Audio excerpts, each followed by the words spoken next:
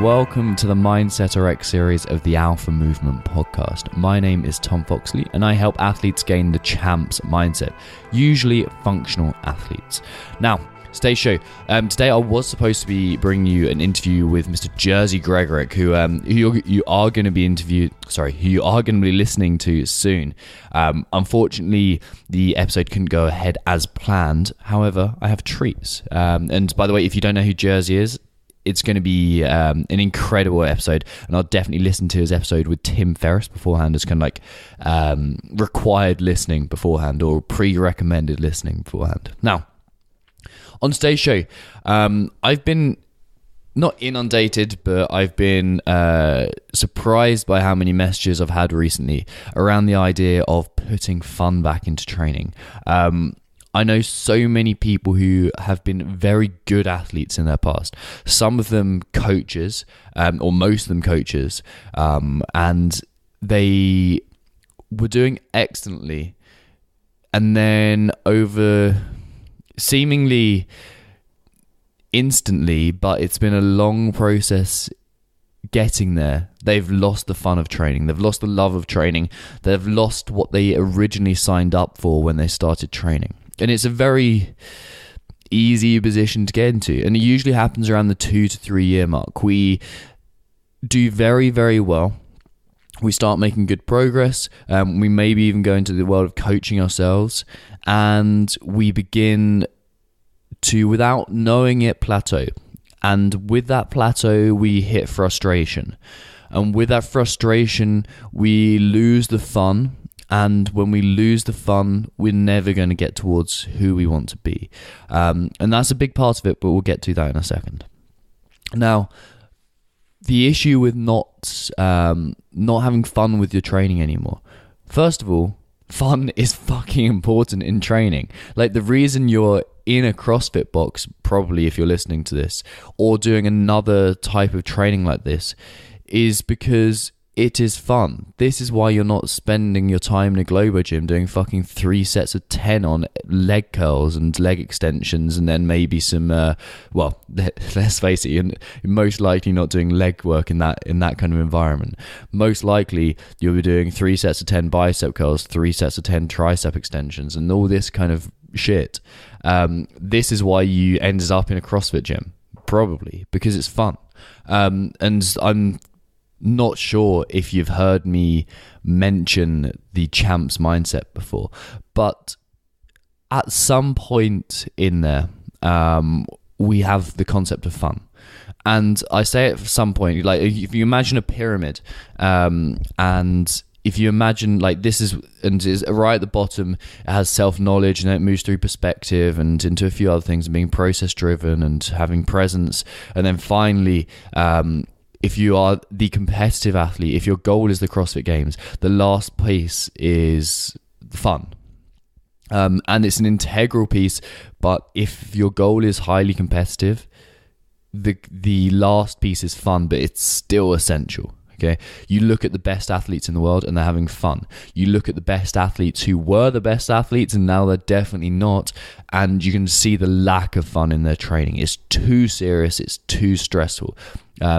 As always, I'm going to point out Brent Fikowski because he's the epitome of the champ's mindset in this regard. The pinnacle of that pyramid is fun.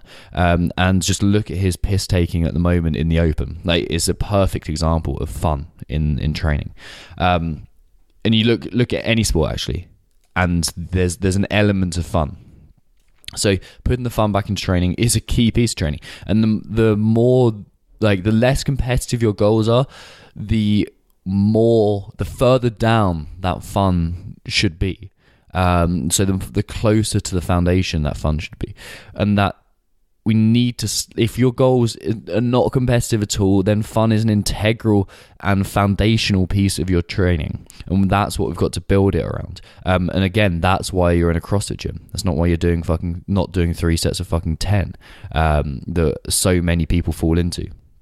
So without that fun, we're never going to move towards our goals, because we won't enjoy it and we won't want to turn up to the gym, and we won't be consistent and we won't embrace intensity. So getting the fun back, and this is a position that I've been in myself too. before I started this mindset work, or before I started working with athletes on mindset, 2 years ago, in a kind of structured way, I didn't have that fun in my training. I'd lost everything about it. I'd tried to open up my own gym. The stress got to me. I wasn't coping very well. And what used to be a source of enjoyment for me became an unenjoyable process. It became tiresome and wearisome, and I just hated turning up to the gym and training. So I know exactly what this is like. And because of that, I started to get injured. I didn't do mobility work. I didn't have a goal to work towards. There was nothing there. So there's a few ways that I suggest athletes, or there's a few things that I suggest athletes go through. And they're pretty much the same things that I went through. So, and it works essentially. And I've been telling all the athletes who have messaged me, all the athletes who have been in the Inner Athlete Performance Camp, for example, all the athletes that I work with on a one-to-one basis, these who have inquired about getting the fun back into training. These are the steps we go through. So the first thing is to look at why you began in the first place. What was it that really enjoyed you? I'm guessing it was something around the challenge and the variety, and the excitement of it, and also the certainty of it working. So if we look at the 4 human needs, the 6 human needs and the 4 foundational human needs, like the baseline human needs. If you haven't looked at this, or you're unfamiliar with this, you can either look at Maslow's hierarchy of needs, or you can look at Tony Robbins too, because both of them are fantastic examples.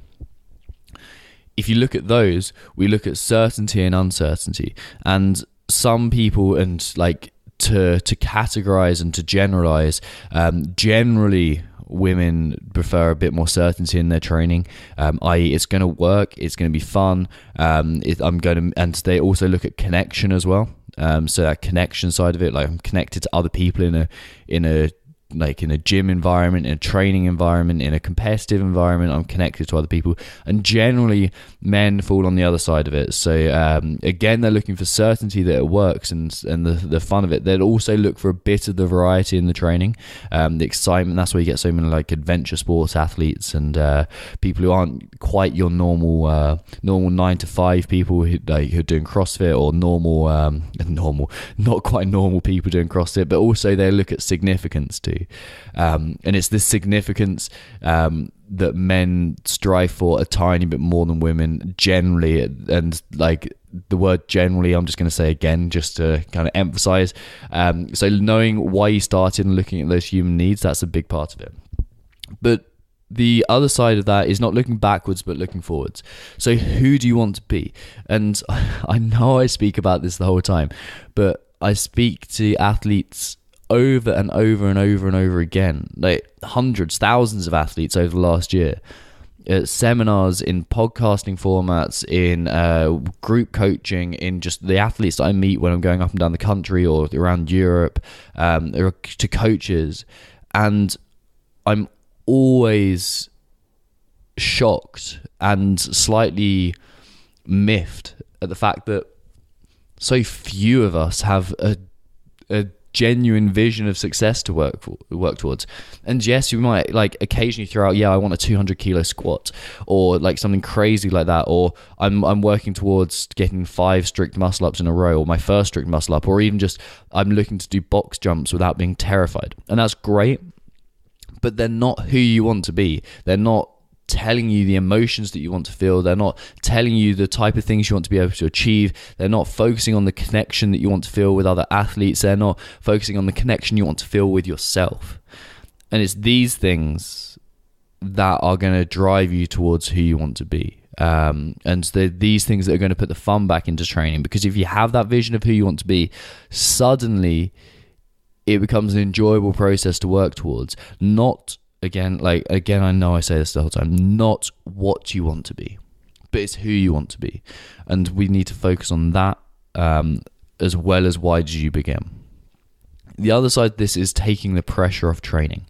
So many of us, especially when we become coaches, and especially when we become the more senior in terms of ability athletes in the gym, we start to pressure ourselves. We start to remove that fun, and we start to have expectations for ourselves that we tend not to live up to.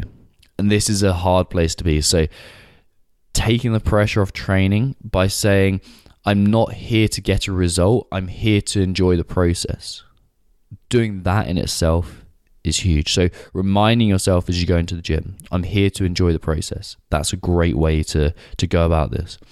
And finally, it's time to train less, frankly. If your goal isn't to become a CrossFit Games athlete, train a bit less. Like, you can take a day off. You don't have to freak out. And this is like knowing, again, the certainty of who you're working towards is a big piece of this. So training less and sorry, let me rephrase that because I did a terrible job of explaining that. If you know exactly who you want to be and know what you're working towards, missing the occasional day if it fits in with your plan doesn't matter. So that's a fine thing for us to do. Take a day off. If you're feeling shitty and you don't want to train, one day out of 365 isn't going to hurt you, especially if your goals are not to stand on top of a podium. So we want to perform at our best, but there's a whole lot more that you want to achieve through training. So focus on that too. And that being said, folks, if you enjoyed the show, please leave a 5-star review. Head over to iTunes. It helps me reach more people. It helps the movement grow and an understanding of mindset within functional training grow, and the awareness of that, and it helps other people too. Also share it with your friends too if you enjoyed the show. But I have seminars coming up, which you can check out, or workshops. So we're going to go with workshops because workshops kind of explains the practical nature of them. It's not just me standing up on stage lecturing you guys. It's a fun way to begin working through the exercise that I go through, and we've been crushing it recently. The last one I did in London was fantastic, so feel free to check those out at mindsetrx.com. so mindsetrxd.com/workshops or /seminars. Either of those links will work, or if you have any questions about that or questions that you want answered in the show, you can email tom@mindsetrx.com. So tom@mindsetrxd.com, and you'll go straight to my email and we'll sort that out. And if you have any questions, feel free to shout them out to me, and I'll see you guys soon for another episode of the Mindset RX series of the Alpha Movement podcast.